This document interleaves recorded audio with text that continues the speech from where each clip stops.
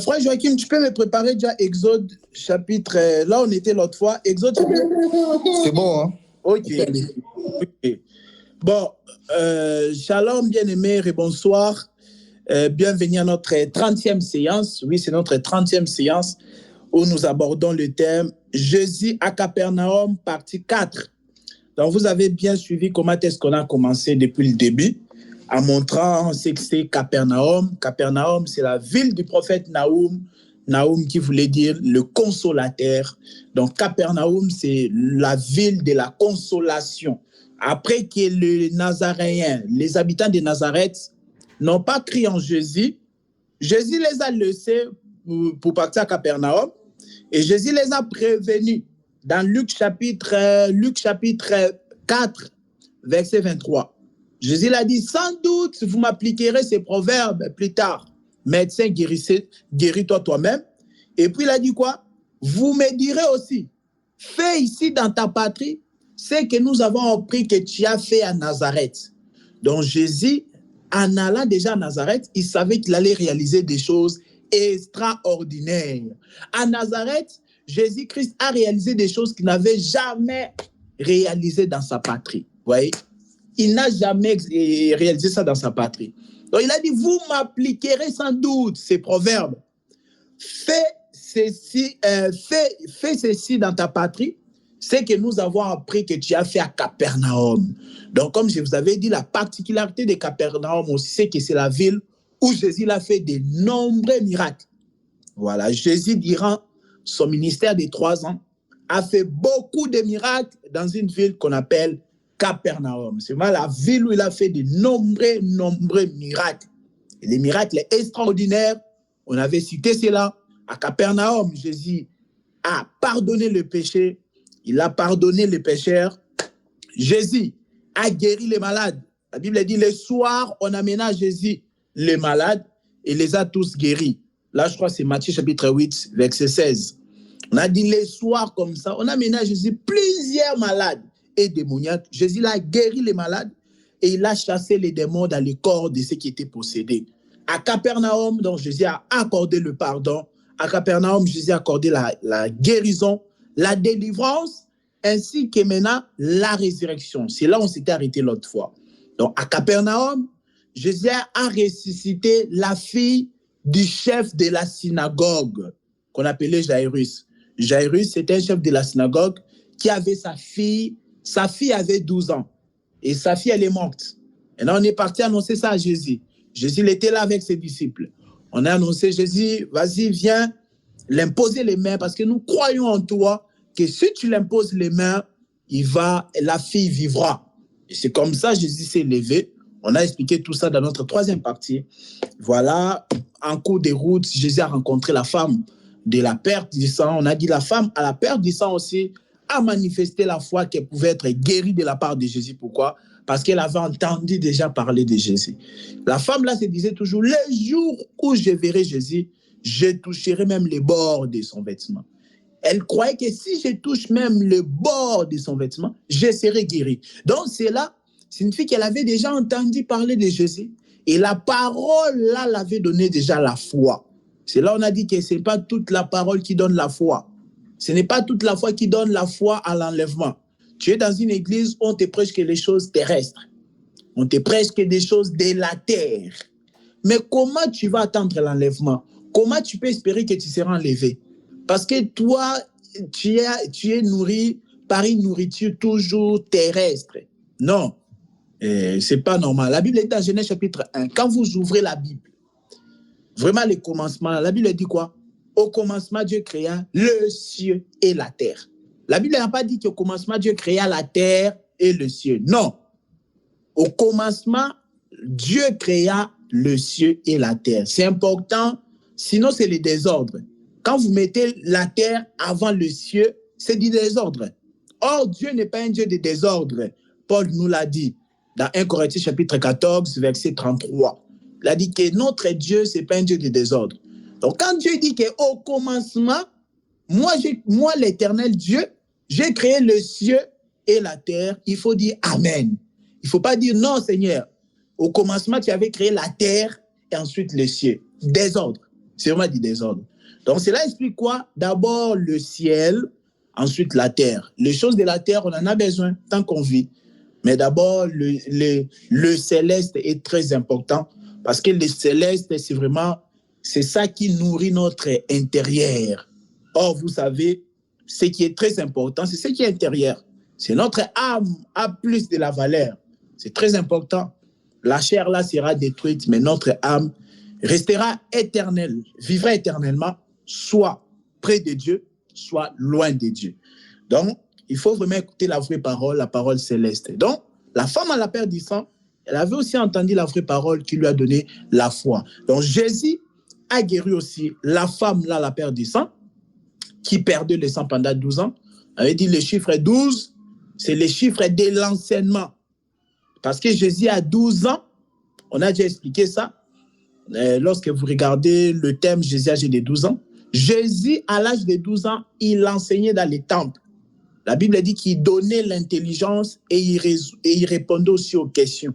Donc, l'âge de 12 ans, le chiffre 12, c'est vraiment l'enseignement. Or, l'enseignement, c'est la vie. Ça donne la vie. Et la femme là perdait le sang pendant 12 ans. Le chiffre 12, c'est le chiffre de l'enseignement, le chiffre de la vie. Or, le sang aussi, par rapport à Lévitique chapitre 17, verset 11, on dit que la vie est dans le sang. Donc, le sang nous parle de la vie. Voilà pourquoi la preuve en est humainement comme ça. Quand quelqu'un est vidé de son sang, il va mourir, n'est-ce pas? Quand quelqu'un perd du sang, il va mourir. Parce que Lévitique chapitre 17, verset 11 nous dit que la vie est dans le sang. Donc le sang, c'est vraiment la vie. Très important. La femme à la perte du sang était en train de perdre la vie pendant 12 ans. Alors la loi vraiment l'avait pas donné la vie. La loi était en train de les tuer. C'est comme ça qu'on avait expliqué. Maintenant, Jésus va arriver chez Jairus pour faire le travail pour lequel il était venu, qu'on l'avait appelé.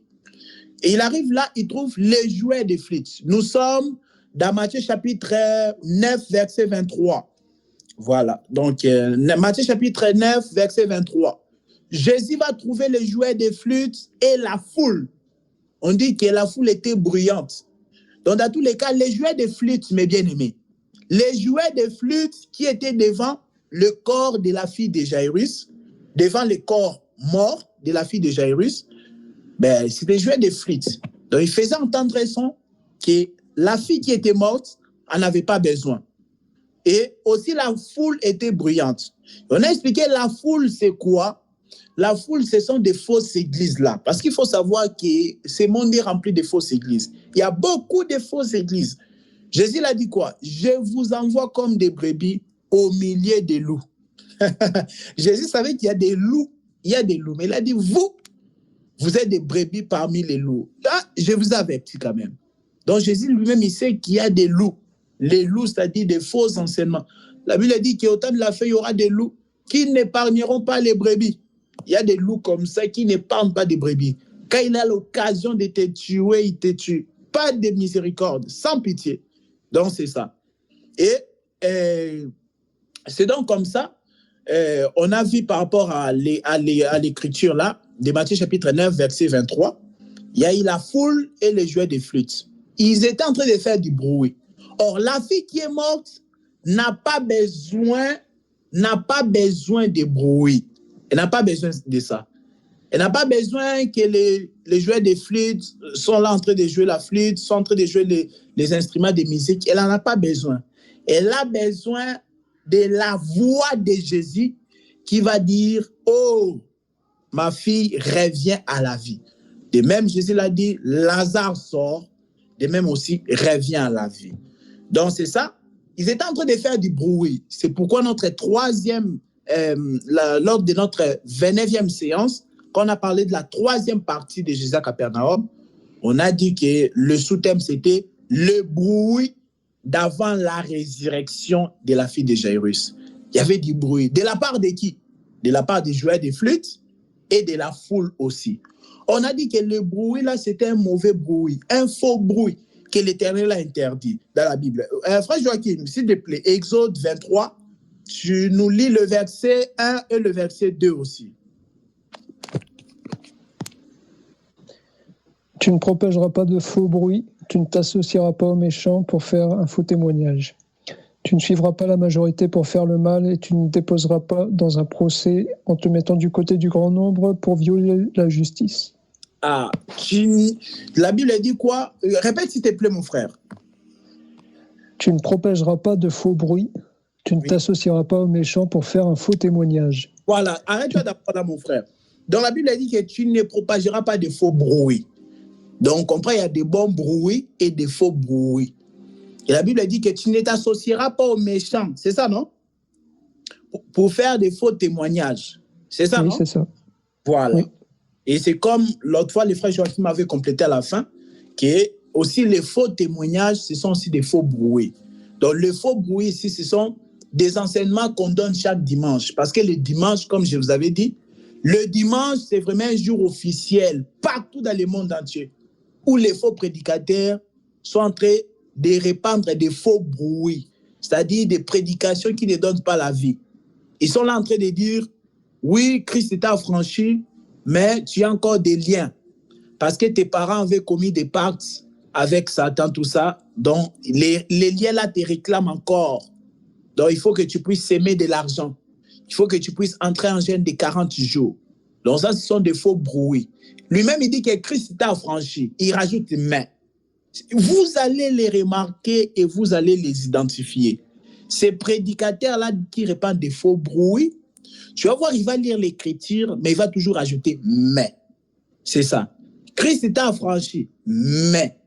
Donc, quand il dit mais là, il contredit déjà. Parce que Jésus l'a dit, tout est accompli. Jésus lui-même l'a dit dans Jean chapitre 8. Jean chapitre 8, je crois le verset 34. Il dit, si le Fils vous affranchit, vous serez réellement libre.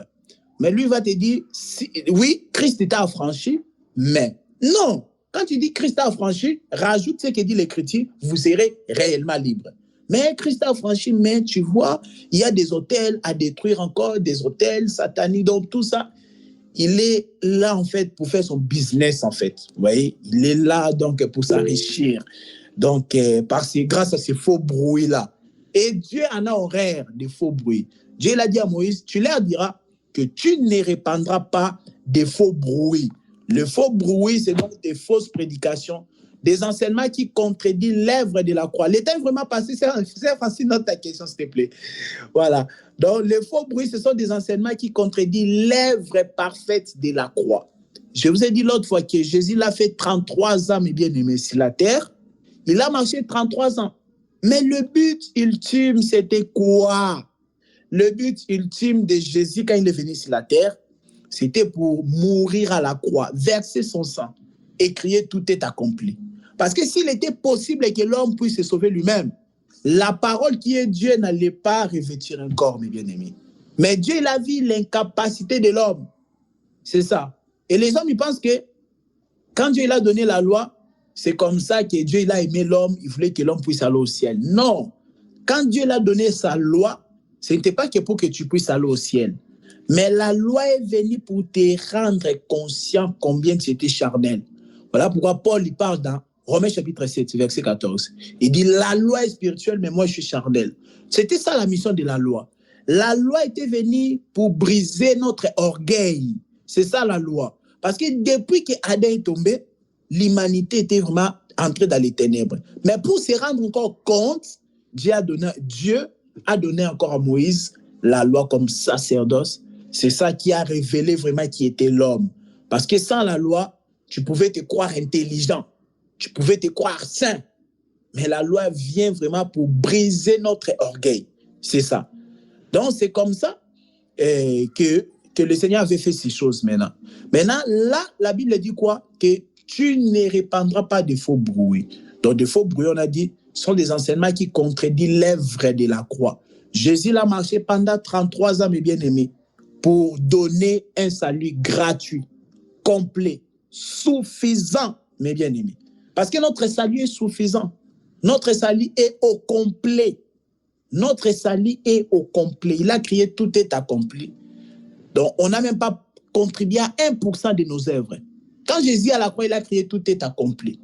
Moi, je n'ai même pas contribué à 1% de mes œuvres là-bas à la croix. Donc, je dois dire seulement merci Seigneur, tu m'as sauvé par grâce. Même 1% de tes œuvres, Dieu n'en a pas besoin. Il n'a pas eu besoin de ça pour dire tout est accompli. Parce qu'on doit se poser la question, pourquoi il dit tout est accompli à la croix? Pourquoi il ne dit pas tout est accompli quand il commence le ministère à l'âge de 30 ans? À l'âge de 12 ans aussi, il a prêché. Pourquoi il n'a pas dit tout est accompli? Mais les jours où il va mourir, il va dire tout est accompli. Ok, on a compris. Donc, pendant ces 33 ans-là de la marche sur la terre, c'était pour dire un jour, sur la croix de Golgotha, tout est accompli. Mais maintenant, un salut, aussi un grand salut comme ça, il y a des gens qui s'amusent avec ça chaque dimanche. Il y a des prédicateurs qui sont là pour minimiser l'œuvre de la croix. Toi, tu auras l'impression qu'ils prêchent l'œuvre de la croix, mais non. Ils tirent juste des petites choses pour te faire croire qu'ils prêchent l'évangile. Non. Il est en train de diluer l'évangile. L'évangile, on ne le dilue pas, mes bien-aimés. Il cherche en fait de te prêcher l'équilibre entre la loi et la grâce. Il se dit quoi? Si je te prêche seulement la grâce, tu vas croire que Dieu est trop facile. Tu vas aller vivre dans les péchés. Alors, je vais chercher l'équilibre entre la loi et la grâce. Non, l'évangile, ce n'est pas ça. L'évangile ne consiste pas à annoncer l'équilibre entre la loi et la grâce. Non, il n'y a pas d'équilibre. Il n'y a pas d'équilibre. La loi est venue te montrer combien tu étais mauvais pour afin que tu sois sauvé une fois pour toutes. C'est ça la mission de la loi. Mais eux, les dimanches, vont chercher un équilibre. Il va te prêcher aussi la loi, il va chercher un équilibre. Il a dit, bon, il ne faut pas qu'on voit trop que Dieu est méchant, donc je vais présenter un peu la grâce. Et aussi, il ne faut pas qu'on voit que Dieu est trop faible, donc je vais présenter aussi la loi. Non, ça, ce n'est pas l'évangile. Ce n'est pas du tout l'évangile, mes bien-aimés. L'évangile, c'est prêcher Jésus-Christ et Jésus-Christ crucifié. Donc voilà, le faux bruit, c'est surtout les dimanches, les jours officiels de faux bruit, où beaucoup de prédicateurs minimisent l'œuvre parfaite de Christ. C'est triste, hein? Ils minimisent cela, ils minimisent. C'est seulement quand ils veulent prier tout ça, maintenant ils disent au nom de Jésus. Ils terminent avec au nom de Jésus. Mais tu vas voir, durant son 1 heure là de la prédication, de son discours, ben, il parle d'autres choses. Il parle même des choses qui ne sont pas écrites dans la Bible. Il vous enseigne des autres, le monde pandémonium. Le monde de ceci, c'est là, dont il passe beaucoup de temps. Il dit le monde pandémonium. Frère, est-ce que tu as déjà entendu parler du monde pandémonium? Tu sais qu'est-ce qui se passe dans le monde pandémonium? Donc, il passe son temps dans des futilités, moi j'appelle ça. Quand quelqu'un il est bien nourri, il est déjà prêt pour la bataille. Il est déjà affermi. Donc, l'enchantement ne peut rien contre lui. Voilà. Donc, c'était ça les faux bruits. La foule, c'est ça les faux pasteurs aujourd'hui. La foule. Les gens de la foule, ils sont là pour faire du bruit. Mais tout ça ne donne pas la vie. N'oubliez pas que la fille qui est morte a besoin d'entendre que Jésus parlait. Laissons Jésus s'exprimer chaque dimanche. Un cher prédicateur, bon, ils ne sont pas tous là. Vous voyez? Donc, il faut que Jésus s'exprime. C'est Jésus qui doit s'exprimer dans le prédicateur. Il doit s'exprimer. Le ministère, c'est le Saint-Esprit dans l'homme de Dieu. Donc, c'est lui qui doit s'exprimer et non nos pensées, mes bien-aimés. Et on a vu aussi, il y avait aussi le joueur aussi de flûte. Mais avant de parler de joueur de flûte, on a vu que vraiment que l'Éternel avait refusé les faux bruits, mes bien-aimés. Il avait dit qu'il ne faut pas faire de faux bruits. Le faux bruit, c'est-à-dire c'est un bruit que la personne qui est là n'a pas besoin. La personne n'a pas besoin. Mais toi, tu es en train de faire un bruit, donc c'est le dérangement. Tu es en train de lui déranger vraiment. Et l'Éternel n'aime pas ça. Le verset 2 dit quoi? Frère Joachim, s'il te plaît. Le verset 2 d'Exode 23. Tu ne suivras pas la majorité pour faire le mal et tu ne déposeras pas dans un procès en te mettant du côté du grand nombre pour violer la justice. Voilà. Tu ne te mettras pas du côté du plus grand nombre pour violer la justice. Aujourd'hui, c'est quoi? C'est-à-dire mettre du côté du plus grand nombre. C'est parce que c'est comme ça. Je donne un exemple. En fait, à ma droite ici, il y a une personne. Il y a une personne qui dit que 1 plus 3 est égal à 4. Ça, c'est une personne qui est là à ma droite. La personne dit que 1 plus 3 égale 4. Mais à ma gauche, il y a 3000 personnes qui sont en train de dire que 1 plus 3 n'est pas égal à 4 mais c'est égal à 5. Vous voyez? Donc, la majorité est là, en train de dire que 1 plus 3 égale 5. Mais il y a une personne qui est là tout seul. La personne dit quoi? 1 plus 3 égale 4. Mais maintenant, qu'est-ce que nous faisons? Par fanatisme, on va suivre la majorité. On va dire, voilà, vas-y, toi, tu es tout seul, on te laisse. Donc, on refuse la vérité pour suivre la majorité. La Bible dit quoi? Tu ne te mettras pas du côté du plus grand nombre pour violer la justice. Et aujourd'hui, la justice, c'est l'évangile. Parce que Romains chapitre 1, verset 17, à partir déjà du verset 16, on dit l'évangile, c'est une puissance, tout ça. On dit par lui, la justice de Dieu est révélée. Donc, la justice de Dieu est révélée dans l'évangile. Donc, la justice, c'est l'évangile aussi. Donc, c'est-à-dire aujourd'hui, il y a une seule personne qui prêche la vérité, mais on ne va pas les suivre. On préfère se mettre du côté du plus grand nombre pour se consoler. Parce que l'homme n'aime pas être dans les mal tout seul. Quand tu es tout seul dans les mal, dans un problème, c'est trop difficile. Mais quand tu as plusieurs, tout ça, tu te consoles, je ne suis pas le seul, tout ça, tout ça. La Bible dit que tu ne te mettras pas du côté du plus grand nombre pour violer la justice. Tu sais que tel bien-aimé n'a pas fait ça, mais toi, tu suis la majorité qui ont témoigné contre lui pour violer la justice. Et on a vu ça à l'époque de Jézabel et Akab. On a vu ça. On a vu que Jézabel avait un projet d'éliminer Naboth. Mais maintenant, qu'est-ce qu'il a fait? Il a dit, on va trouver des témoins qui vont témoigner faussement. Quand vous lisez 1 roi chapitre 21, verset 10, Jézabel a dit quoi? Il a dit, on va trouver des témoins qui vont témoigner faussement contre Naboth. Parce qu'on ne peut pas les tuer comme ça. Et aussi, on est dans un pays des lois de Dieu. Dieu avait dit que pour condamner quelqu'un, il faut que ça soit par l'accusation de 2 ou 3 témoins. Donc, pour condamner Naboth, pour récupérer sa ville, alors on doit susciter des témoins qui vont témoigner des mensonges contre Naboth. Et c'est comme ça, des témoins ont été suscités dans 1 roi chapitre 21, verset 10. Ils ont dit quoi? Ils ont dit que Naboth a maudit Dieu, a maudit aussi le roi. Et c'est comme ça, Naboth, on l'a tué, mes bien-aimés. Il a été tué parce qu'il y a eu des témoins, des frères qui ont eu le courage de raconter des faux témoignages. Ils ont eu le courage de raconter les faux témoignages. On a tué Naboth. Donc, on a compris que ces deux frères-là, les deux témoins-là qui ont témoigné faussement contre Naboth, ils ont voulu se mettre du côté du plus grand nombre.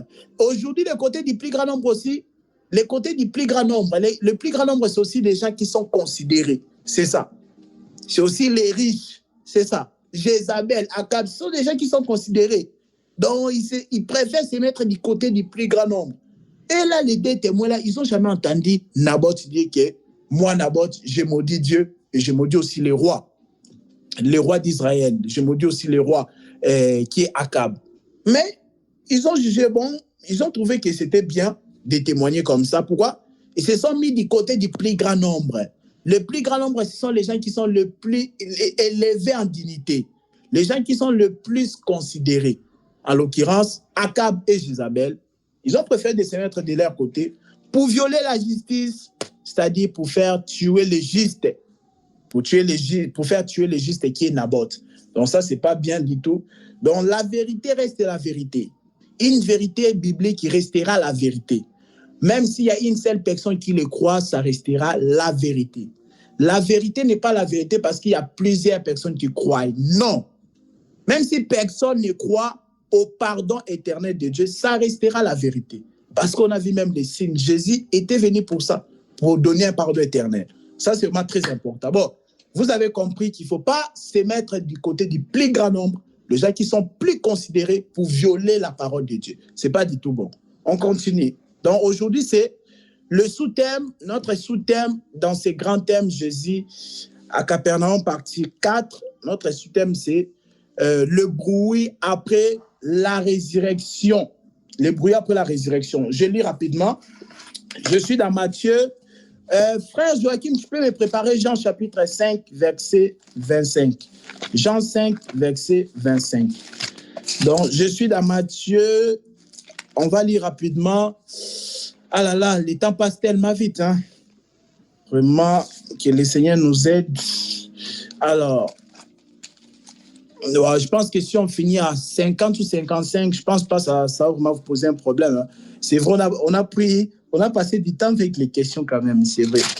Alors, ouais, je pense que si on finit à 19h55, je pense que ça va pas vraiment embêter le monde. Alors, frère Joachim me prépare déjà Jean chapitre 5, verset 25. Moi, je lis Matthieu. Matthieu chapitre 9, le verset 23. Nous sommes toujours là en train de parler sur la résurrection de la fille de Jairus, parce que ça cachait beaucoup de choses. Matthieu 9, verset 23. Vraiment, suivez attentivement, mes bien-aimés. Bientôt, on va finir là. Lorsque Jésus fit arriver à la maison du chef, c'est-à-dire le chef de synagogue, Jairus, et qu'il vit les jouets de flûte et la foule bruyante, il leur dit, retirez-vous, car la jeune fille n'est pas morte, mais elle dort. Ils se moquèrent de lui. Quand la foule lui était renvoyée, il entra, prit la main de la jeune fille, et la jeune fille s'éleva. La Bible dit quoi, le verset 26? Les bruits s'en répandit dans toute la contrée. Donc, il y avait le bruit avant sa résurrection de la part de la foule et les jouets de flûte. On doit expliquer même les jouets de flûte. Donc, maintenant, Jésus est au milieu de deux bruits. Il y a les bruits avant la résurrection et les bruits après la résurrection. Jésus est au milieu là pour donner quoi? Pour donner la vie, la résurrection. Donc, il y a eu les bruits de la part des jouets de flûte et de la foule avant la résurrection. Jésus est entré en scène, il a ressuscité la fille. Maintenant, après, il y a eu encore un autre bruit. Voilà. Oui, tu peux lire. Jean chapitre 5, verset 25. Il est dit quoi? En vérité, je vous le dis, l'heure vient et elle est déjà là, où les morts entendront la voix du Fils de Dieu et ceux qui l'auront entendu vivront. Amen. La Bible dit, l'heure vient, elle est déjà là, où les morts entendront la voix du Fils de Dieu. Et ceux qui auront entendu la voix du Fils de Dieu reviendront à la vie. Est-ce qu'on a dit des fils de Dieu? Est-ce que c'est pluriel ou pas? Non, c'est singulier. Ok. Où les morts entendront la voix du Fils de Dieu. Ok. Donc, ok. L'heure vient où les morts entendront la voix du Fils de Dieu. Et ceux qui auront entendu, les morts là qui auront entendu la voix du Fils de Dieu, reviendront à la vie. Donc, c'est ça. Il faut entendre la voix du Fils de Dieu. Et le Fils de Dieu s'exprime aujourd'hui à travers les prédicateurs. Quand tu entends un prophète qui vient de l'Amérique ou de notre pays, il te prêche son propre évangile, là, c'est pas, il faut te méfier. C'est pas une voix qui va permettre que tu puisses revenir à la vie. Revenir à la vie aujourd'hui, c'est déjà recevoir le salut. Et revenir à la vie, c'est lorsque tu meurs dans le Seigneur et le jour de l'enlèvement, tu seras ressuscité. Tous ceux qui sont morts avec la prédication de Branham, parce que moi, je suis clair hein, quand je prêche. Ils sont morts avec la prédication de William Marion Branham. Ils sont morts avec la prédication des autres prophètes ici, des pécheurs, des prophètes pécheurs. Ils sont même pas... Parce qu'un sauveur ne peut pas être un pécheur. C'est ça le problème. Et Hébreux chapitre 4, verset 15, on avait déjà lu, on a dit que Jésus n'a jamais connu de péché. Donc c'est la voix de Dieu, la voix de Jésus qu'on doit entendre. Parce qu'on dit que lorsque tu es mort et que tu entends la voix du Fils de Dieu, singulier, c'est comme ça que tu vas revenir à la vie. Je dis que la voix du Fils de Dieu aujourd'hui se fait entendre au travers ses ministres et ses prédicateurs. C'est très important. La fille de Jairus a entendu la voix du Fils de Dieu. Jésus l'a dit, relève-toi. Elle s'est relevée, elle est revenue à la vie. La foule était là en train de faire du bruit, mais cela ne lui avait pas sauvé. Il y a eu la foule et les jouets de flûte. Donc, vous avez vu. Alors, Matthieu aussi. Tu peux me lire Matthieu rapidement, mon frère. On a dit on finit à 55, donc dans 10 minutes, mes bien-aimés. Matthieu chapitre 11, verset 16. Donc, c'est un grand enseignement. On ne peut pas le finir aujourd'hui. Donc, là, on n'a même pas encore touché les bruits après la résurrection de la fille de Jairus. Oui, vas-y, mon frère. Matthieu 11, verset 16 à 17. À qui comparerai-je cette génération? Elle ressemble à des enfants assis sur des places publiques et qui s'adressent à d'autres enfants en disant « Nous vous avons joué de la flûte et vous n'avez pas dansé. Nous vous avons entonné des chants funèbres et vous ne vous êtes pas lamentés. » En effet, Jean est venu, il ne mange pas et ne boit pas et l'on dit « Il a un démon. » Non, arrêtez là. Répète les versets 16, s'il te plaît. Ok. À qui comparerai-je cette génération? Elle ressemble à des enfants assis sur des places publiques et qui s'adressent à d'autres enfants en disant « Nous vous avons joué de la flûte et vous n'avez pas dansé. Nous vous avons entonné des chants funèbres et vous ne vous êtes pas lamentés. » Voilà, tu peux t'arrêter là. Jésus dit comment comprendre cette génération ici, s'adressant au peuple d'Israël. Il a dit c'est comme une génération qui est là en train de chanter pour eux. Mais du coup, cette génération-là qui est en train de chanter pour ses enfants, ils s'étonnent qu'on a chanté, mais ils n'ont pas dansé. Parce que la chanson doit provoquer la danse. Donc, c'est la génération des prophètes qui avait chanté. Parce qu'un prophète dans la Bible, c'est aussi un chantre. On peut prendre Ézéchiel. Notez pour ceux qui notent Ézéchiel 33, verset 32. Là, on montre que le prophète, c'était aussi un chantre. Ézéchiel dit qu'il a chanté. Ézéchiel 33, verset 32. Peut-être on lira encore prochainement. Donc, Jésus dit c'est que la génération d'Israël, c'est-à-dire c'est un peuple, c'est une génération qui est en train de se lamenter. Il a dit qu'on a chanté, mais ces enfants n'ont pas dansé. On a joué les cantiques de complaintes, tout ça, mais ils ne se sont pas lamentés. C'était ça. Dans la loi, les prophètes et les psaumes, c'était aussi des chants. Tu vois, Jésus dit qu'ils ont chanté, mais le peuple n'a pas dansé. C'est ça. Parce que normalement, un chant doit provoquer la danse. Mais la loi, les prophètes et les psaumes, c'était aussi des chants. Mais cela n'a pas fait danser à Israël. Non, c'est l'inverse. C'est la flûte qui provoque la danse. Par contre, le chant, c'est pour les trucs funèbres. Parce que tu as inversé les deux. Voilà, on parle de deux choses. Jésus parle de deux choses. Il parle de la flûte et de la mise et du cantique. C'est ça, hein? Et du chant. C'est ça, non? Oui, la flûte qui provoque la danse et le chant qui pour les chants funèbres. Oui. Donc, répète le verset 16. Matthieu 16. Je vais aller directement au verset 17. Moi, c'est 17. En disant « Nous vous avons joué de la flûte et vous n'avez pas dansé. Nous vous avons entonné des chants funèbres et vous ne vous êtes pas lamentés. » Voilà. Donc, c'est ça. Il y a la flûte et puis il y a aussi quoi? Les chants de funèbres. Mais ils ne se sont pas lamentés parce qu'il faut qu'on... Ça, c'est profond, mes bien-aimés. Il y a eu la flûte, c'était pour leur faire danser. Nous sommes d'accord, hein? Et il y a eu aussi les chants pour leur faire... pour qu'ils puissent se lamenter, c'est-à-dire pour provoquer la tristesse. Donc, la flûte est là pour provoquer la joie et le chant est là pour provoquer la tristesse. C'est ça, non? Hein, mon frère? C'est ça. Oui, c'est bien ça. Voilà. Qu'est-ce que 1 Pierre dit? 1 Pierre chapitre 1, verset combien? 1 Pierre chapitre 1, verset 10 à 11. On a dit les prophètes, ils attestaient soit les souffrances de Christ, soit la gloire. C'était ça. Donc, les prophètes en Israël, ils étaient en train de prêcher dans l'ombre déjà que Jésus va connaître la mort et la résurrection. Donc, ici, la mort, c'est la tristesse. C'est-à-dire, c'est les chants. C'est les chants. C'est ça qui donne la tristesse, la mort. Mais la flûte doit provoquer la joie, la danse. C'est ça la résurrection. Donc, les prophètes ont fait ces grands travaux-là. Mais Israël n'a pas dansé. C'est normal parce que c'était quoi? C'était vraiment la loi, purement la loi, les prophètes et les psaumes. Ça ne peut pas faire danser. Ça ne peut pas faire danser. Ça ne peut pas donner la vie. Donc, c'est ça les joueurs des flûtes en quelque sorte. Donc, les joueurs des flûtes, c'était des prophètes. Les prophètes, ils ont apporté un message de la loi, les prophètes et les psaumes, les prophètes de l'Ancienne Alliance. Mais tout cela ne donnait pas la vie. Ne donnait pas du tout la vie. Donc, voilà. Je pense que, oui, on va s'arrêter là dans 6 minutes, oui. Donc, on continuera prochainement. Donc, aujourd'hui, on a encore continué les bruits d'avant la résurrection de la fille de Jairus. Donc, on va continuer les bruits d'après prochainement. Mais à retenir que le bruit là d'avant sa résurrection, c'était quoi? Oui, frère Joachim, je vais revenir. Donc, le bruit d'avant la résurrection de la fille de Jairus, C'était provoqué par la foule. Je vous ai expliqué, ce sont des faux prédicateurs. Et aussi, donc, les joueurs des flûtes qui sont représentés comme étant des prophètes, ils faisaient entendre un son confus, un son qui était confus.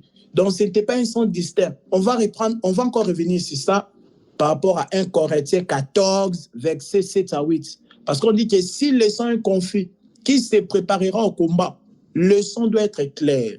Donc, c'était ça les problèmes. Et les prophètes sont venus et ils ont joué, ils ont chanté, ils ont joué la flûte. Donc, Israël, aucune réaction. Israël est resté statique. Israël est resté incrédule, mes bien-aimés. Et aussi, par rapport, en parlant même des cantiques aussi, on va répondre ça, on reviendra prochainement, mais que chacun de nous puisse réfléchir à ça. Donc, j'ai déjà atterri par rapport à aujourd'hui. J'ai fini par rapport à ce soir, parce que je ne peux pas enchaîner vu le temps. Mais c'est qu'on doit venir encore, à part, il y a déjà la question, c'est Apollos, qu'on doit continuer, mais aussi notre question. J'ai entendu, il y a un prophète sur Internet, il a dit qu'il n'y a aucun verset qui interdit d'écouter la musique mondaine. Parce que là, on parlait des chants là tout à l'heure. Hein? On parlait des chants, Jésus l'a dit, vraiment, cette génération d'Israël, vraiment, ils sont restés statiques, aucune réaction, ils ont été insensibles face au travail que la génération des prophètes ont fait. Ils ont joué la flûte, ils n'ont pas dansé, ils ont chanté, Israël ne s'est pas lamenté, donc c'était ça. Voilà, donc en parlant de ça, c'est pourquoi je me aussi glisser cette question-là. Il y a un prophète sur Internet, il a dit qu'il n'y a aucun verset qui interdit la musique mondaine. Écouter la musique mondaine pour un enfant de Dieu, il a dit qu'il n'y a aucun verset qui interdit cela. Bon, pour aujourd'hui, j'ai déjà fini. On va prier après, mais on veut d'abord vous écouter. Est-ce que vous pouvez vous exprimer, mais pas beaucoup. Attends, frère Joachim, il faut quand même que la sœur Francine parle. Elle avait levé la voix, elle avait levé la main. Sœur Francine, on a fini pour aujourd'hui. Tu voulais dire un truc? Ah, elle n'est plus là, oui. Vas-y, frère Joachim. Non, si, je suis là. Depuis là, je suis là. C'est que mon téléphone dit. Il fallait que les frères finissent d'abord avec la musique mondaine, après la sœur Francine peut parler. Non, aujourd'hui, je pose la question, je viendrai répondre. Ah, ok, c'est bon. Oui, aujourd'hui, je vais juste vous écouter. Donc, j'ai déjà fini l'enseignement pour ce soir. Oui, sœur Francine. Je reviens quand tu as dit, si le Fils vous a franchi, vous serez réellement libre, n'est-ce pas? Je dis Amen. Bon, je te pose la question. Tu dis des pasteurs qui prêchent qu'il y a les mains. Bon, je ne vais pas prendre les pasteurs là, je prends un exemple concret. Oui. Tu as cru au Seigneur et tu dis